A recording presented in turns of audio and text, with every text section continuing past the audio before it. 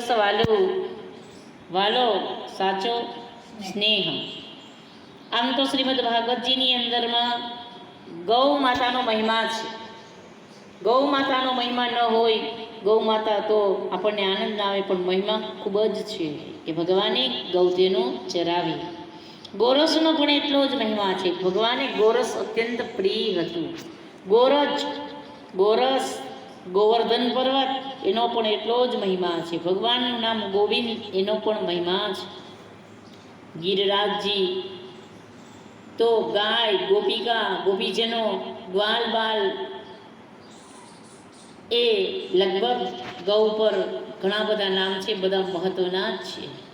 તો ભગવાન શ્રી કૃષ્ણ એ અદ્ભુત લીલા વ્રજની અંદર તો કે કરી રહ્યા છે.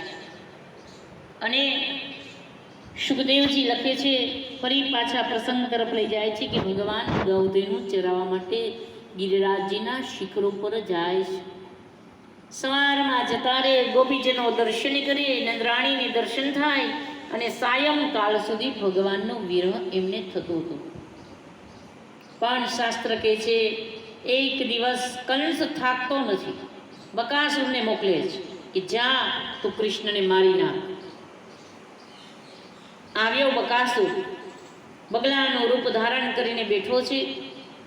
ગ્વાલ બાલનું ધ્યાન ગયું, કનૈયા જોતો ખરા તેવું મોટું પ્રાણી છે. ત્યારે ભગવાન શ્રી કૃષ્ણ જુએ છે તો ઓળખી ગયા, તો ઓહો આ તો બકાસુર છે.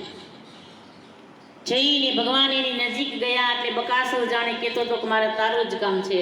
ભગવાનને કહેવા લાગ્યા કંઈ વાંધો નહીં. નજીક ગયા, બકાસુર ભગવાનને ગળવા માંડ્યો, અને ભગવાને પોતાના બ્રહ્મતેજને એવું વધાર્યું કે બકાસુરે ભગવાનને પાછા 12 મોંમાંથી ચાંચમાંથી કાઢ્યા છે.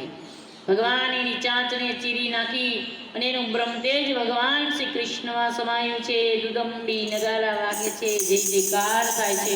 કૃષ્ણ કનૈયા લાલ કી